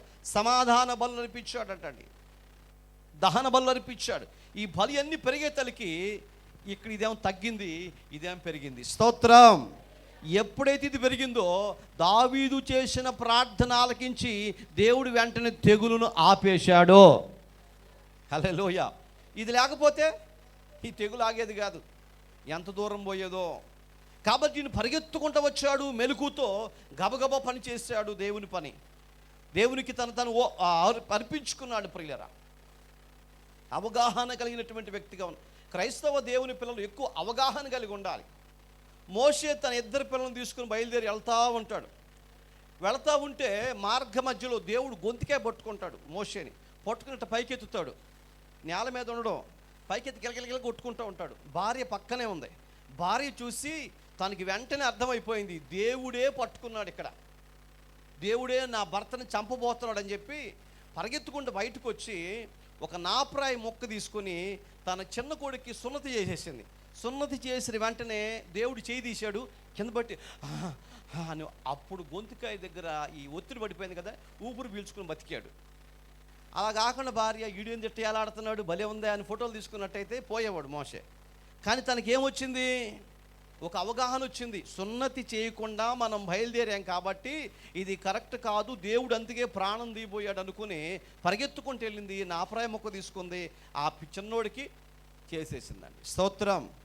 పెద్దోడికి సున్నతి చేసినప్పుడు రక్తాన్ని చూసి వీడు విలవిల్లాడుతుంటే తల్లి కళ్ళు తిరిగి పడిపోయి అప్పుడు అంది, ఇక రెండో వాడికి సున్నతి చేయటానికి వీల్లేదు, ఎందుకంటే వీడి బాధ ఇప్పుడు నేను చూశాను కాబట్టి వీడికి అసలు సున్నతి చేయొద్దు అని అడ్డం తిరిగింది ఈవిడ. ఎవరైతే అడ్డం తిరిగారో అదే వ్యక్తి మోషే ప్రాణం తీయబోతుంటే వచ్చేం చేసిందండి? దేవునికి మహిమ కలుగునుగాక. అంటే ఇప్పుడు క్రైస్తవ స్త్రీలకు, క్రైస్తవ పురుషులకు ఏముండాలి? అవగాహన, జ్ఞానం ఉండాలి. ఆ జ్ఞానాన్ని కోరుకున్నాడు సొలొమోను. ప్రియులరా, దావీదుకు జ్ఞానం వచ్చింది. ఈ 3 రోజులు అయిపోయిన తర్వాత చూసుకుందాం అనుకోవాలా. మొదటి రోజు జరగానే పరిగెత్తుకుంటూ వచ్చాడు, దూతతో మాట్లాడాడు, ప్రభుతో మాట్లాడాడు, ఆ కళ్ళంలోకి పరిగెత్తుకొచ్చాడు. త్వరగా ఆ డబ్బులు ఇచ్చి కళ్ళాన్ని కొన్నాడు, ఆ పొలాన్ని కొన్నాడు, బలిపీఠాన్ని కట్టాడు, బలులు అర్పించాడు, ప్రార్థన చేశాడు. ప్రార్థన చేసిన వెంటనే ఇదిగో ఆ తెగులు అక్కడే ఆగిపోయింది. స్తోత్రం, హల్లెలూయా.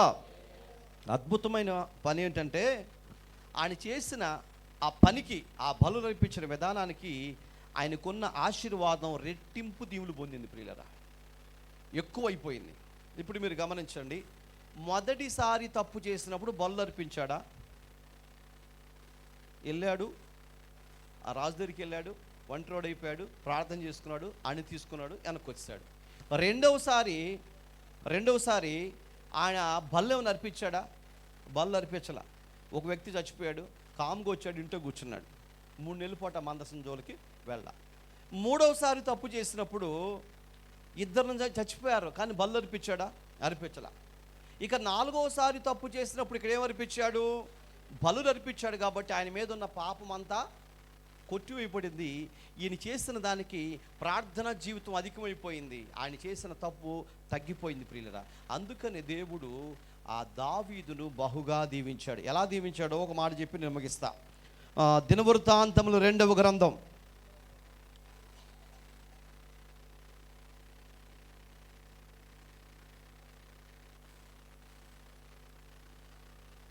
1 సమూయేలు గ్రంథంలో 24వ అధ్యాయం ఒకసారి వెళ్ళండి. మళ్ళీ 24వ అధ్యాయము 18వ వచనం.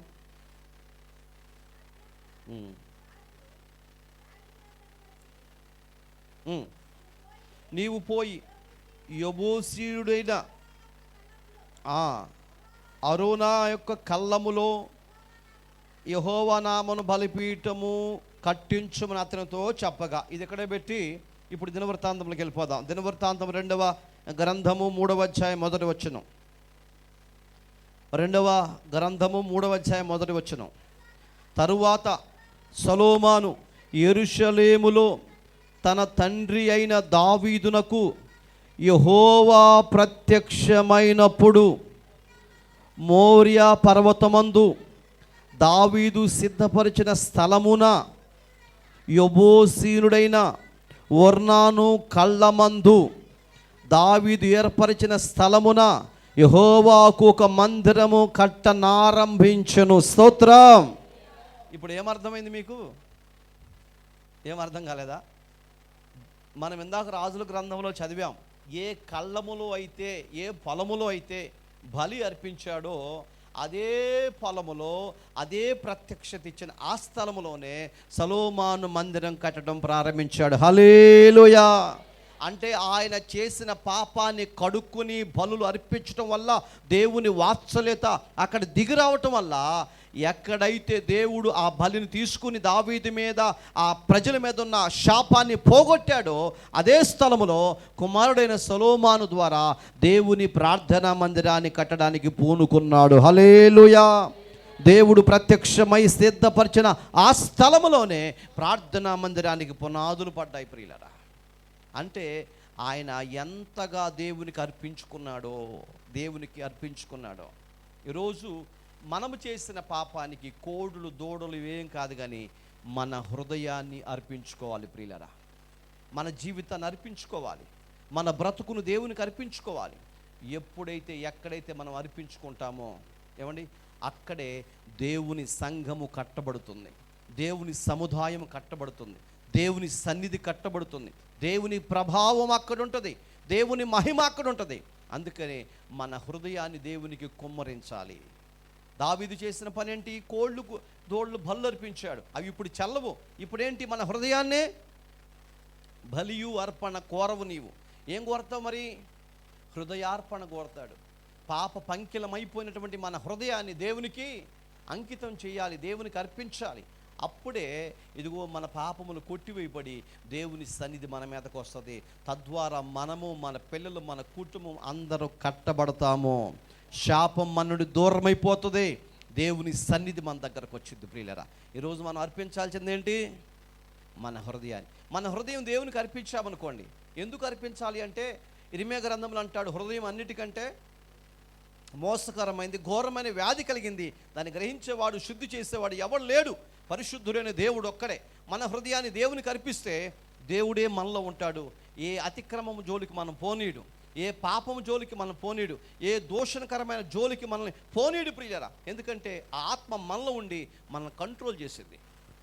ఆత్మ మనలో లేకపోతే నోరు జారేస్తాం, బూతులు తిట్టేస్తాం, అనరాని మాటలు అనేస్తాం, చేయరాని పనులు చేసేస్తాం, దేవునికి దూరం అయిపోతాం. అదే దేవుని కంట్రోల్లో ఉంటే భయం వచ్చింది. అమ్మో, దేవుడు చూస్తున్నాడు, ఈ మాటలు నేను మాట్లాడకూడదు, దేవుడు చూస్తున్నాడు, ఈ పని నేను చేయకూడదు, దేవుడు చూస్తున్నాడు, నన్ను ఇలాంటి పరిస్థితులకు నేను వెళ్ళకూడదని చెప్పి ఆ ఆత్మ మనల్ని బలపరిచింది ప్రియులరా. ఆత్మ మనకు తోడుంటుంది. అందుకని నీ హృదయాన్ని దేవునికి ఇస్తే ఆ హృదయంలో పరిశుద్ధాత్మ దేవుడు ఉంటాడు. హల్లెలూయా. మనం కట్టుకున్న ఆలయాల్లో దేవుడు ఉండడు. ఇప్పుడు కట్టుకున్న ఆలయం దీనిలో ఉండడు దేవుడు. ఎందుకని? పట్టడు దీంట్లో. ఆకాశానికి భూమికి ఏకమయ్యన్నాడు కాబట్టి ఇంత చిన్న మందిరంలో పట్టడు ఆయన. మందిరాల్లో ఉండడు. మరి ఎందుకండి మందిరం?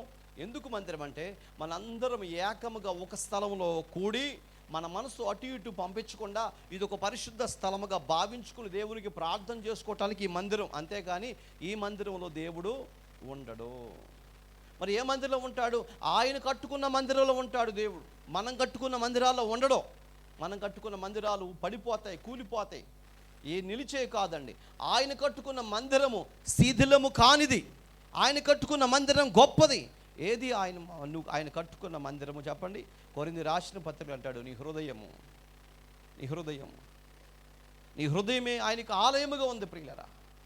నీ హృదయములో ఉండాలి ఆయన, నీ మనస్సులో ఉండాలి ఆయన. ఆయన నీలో ఉన్నప్పుడు ఏ పాపము జోలికి మనం పోలేమండి. ఆత్మ గద్దిస్తూ ఉంటుంది, ఇది కరెక్ట్ కాదు, ఇది కరెక్ట్ కాదని చెప్తూ ఉంటుంది ప్రియులరా. ఇప్పుడు చూడండి, దావీదుకు కూడా పలుమార్లు దేవుడు జ్ఞాపకం చేసిన ఆయన మనసు మార్చుకోలేకపోయాడు. దేవుడు అనేక సందర్భాల్లో వాక్యం ద్వారా, ప్రవచనాల ద్వారా, కళల ద్వారా దేవునికి హెచ్చరిక చేస్తాడు. ఊరికిన ప్రమాదాన్ని యాక్సిడెంట్లుగా రానీయడు. దానికి ముందుగానే దేవుడు తెలియచేస్తాడు. దాన్ని గమనించగలిగితే ప్రమాదం నుంచి తప్పించబడతాం, దాన్ని గమనించలేకపోతే ప్రమాదంలో పడిపోతాం. జీవితాన్ని సరిచేసుకుందాం, బ్రతుకులు బాగు చేసుకుందాం. చూడండి, మొదటిసారి తప్పు చేశాడు కాబట్టి దావీదు చూసి చూడనట్టుగా బానిచ్చేశాడు. రెండోసారి తప్పు చేశాడు, వాడు చచ్చిపోయాడు. మూడోసారి తప్పు చేశాడు, ఇద్దరు చచ్చిపోయారు. నాలుగోసారి తప్పు చేస్తే 70,000 మంది చచ్చిపోయారు. అంటే దేవుడు పద్దాకు చూస్తూ ఉండేవాడు కాదండి. నష్టం వచ్చింది, జాగ్రత్త. మరి ఏం చేయాలయ్యా? పాపం జోలికి వెళ్ళొద్దు, అన్యాయం జోలికి వెళ్ళొద్దు, అక్రమం జోలికి వెళ్ళొద్దు. పరిశుద్ధులుగా, దేవుని ప్రజలుగా, ఆయన కోరుకున్న వ్యక్తులుగా. ఎఫెసీ రాసిన పత్రికలు అంటాడు, సంఘమును దేవుడు ప్రేమించి కళంకమైనను ముడతనను మచ్చ అట్టిది ఏదీ లేకుండా వాక్యమనే ఉదక స్నానం చేత సేపించి నేనేం చేశాడు? ఆయన ఎదుట నిలబెట్టవలనని తాను తగ్గించుకున్నాడు. తాను నీ కొరకు బలి అయిపోయాడు ప్రియులరా. ఎలా ఉండాలంట? పరిశుద్ధమైన దేవుని జనాంగముగా ఉండాలని దేవుడు కోరుకుంటున్నాడు. నీవు నేను మనందరం పరిశుద్ధమైన దేవుని జనాంగముగా ఉండాలని కోరుకుంటున్నాడు. ఎలా వచ్చింది పరిశుద్ధత? మనం పాపములు ఒప్పుకొని విడిచిపెట్టి మన హృదయాన్ని దేవునికి అర్పిస్తే మనలోకి పరిశుద్ధత వచ్చింది ప్రియులరా. ఒప్పుకోకుండా కప్పిపుచ్చుకుని దాచిపెట్టుకుని దేవునికి దొరకకుండా తిరిగినంతకాలం ప్రమాదం పొంచి ఉందని గుర్తుపెట్టుకోండి, తెగులు పొంచి ఉందని గుర్తుపెట్టుకోండి. ఒప్పుకుందాం, బలిపీఠం దగ్గరకు వచ్చి ఒప్పుకొని విడిచిపెట్టి ప్రభు వైపు చూద్దాం. అప్పుడు నువ్వు ఎలా ఉంటావు తెలుసా అండి? పరిశుద్ధమైన దేవుని జనాంగముగా బ్రతికే కృప దేవుడు అనుగ్రహిస్తాడు. అలాంటి కృప పరిశుద్ధాత్మ దేవుడు మనందరికీ అనుగ్రహించునుగాక. ఆమేన్. తల్ల వంచండి, ప్రార్థన చేసుకుందాం. ప్రియమైనటువంటి దేవుని బిడ్డలారా, వాక్యం విన్నటువంటి నీవు నేను జాగ్రత్తగా ఆలోచన చేద్దాం. దావీదు మొదటిసారి తప్పు చేసినప్పుడు దేవుడు చూసి చూడనట్లుగా క్షమించి విడిచిపెట్టాడు. రెండవసారి తప్పు చేసినప్పుడు ఓ వ్యక్తి చనిపోయాడు, మార్పు రాలేదు. మరలా మూడవసారి తప్పు చేస్తే 2 వ్యక్తులు చనిపోయారు. కానీ 4వసారి తప్పు చేస్తే ఇదిగో 70,000 మంది సంహరింపబడ్డారు. ఆ రోజే నిర్ణయాన్ని తీసుకున్నాడు, ఈ పాపం నేను చేయకూడదు, ఇలాంటి అపవిత్రమైన కార్యాన్ని నేను చేయకూడదని తన బ్రతుకు మార్చుకుని బలులర్పించి ఇదిగో దేవుని మందిరాన్ని కట్టడానికి ఒక ఉన్నతమైన స్థలాన్ని సిద్ధపరిచి ఆ స్థలంలో బలు అర్పించాడు. ప్రియులరా, తన పాపాన్ని ఒప్పుకున్నాడు, తన పాపాన్ని విడిచిపెట్టడానికని దేవుని కోరుకున్నాడు. ఈరోజు మనం కూడా ప్రభు సన్నిధిలో ప్రార్థన చేద్దాం. తెలియకో తప్పులు చేస్తున్న దాన్ని క్షమించమని ప్రభుని అడుగుదాం. పరిశుద్ధ దేవుని జనాంగముగా బ్రతికే భాగ్యం మాకు దయచే ప్రభు అని ప్రభుని వేడుకుందాం. ఈ అంచె దినాల్లో, చివరి దినాల్లో ప్రియులరా, దేవుని యొక్క ఉన్నతమైన కృప కొరకు ఎదురు చూద్దాం. నీ హృదయాన్ని ప్రభుకు అర్పించుకుందాం, నీ జీవితాన్ని ప్రభుకు అర్పించుకుందాం. ఆయన నమ్మదగిన దేవుడు, ప్రేమ చూపిస్తున్న దేవుడు, కృప చూపిస్తున్న దేవుడు, విడిచిపెట్టేవాడు కాదు, అనాథులుగా విడిచేవాడు కాదు. నీ పొరపాట్లు ఏమిటో తెలుసుకొని ప్రభు ఎదుట ఒప్పుకో. ఏ వ్యక్తి అయితే తమ పాపంలో ఒప్పుకొని విడిచిపెడతాడో అలాంటి వ్యక్తులు కడగబడతారు, ముద్రింపబడతారు. పరిశుద్ధమైన దేవుని జనాంగంగా బ్రతికే కృప దేవుడు అనుగ్రహిస్తాడు. కాబట్టి ఒప్పుకుందాం, విడిచిపెడదాం, ఆయన బిడ్డలుగా బ్రతుకుదాం. దేవుడి మాటలు దీవించునుగాక. ఆమేన్.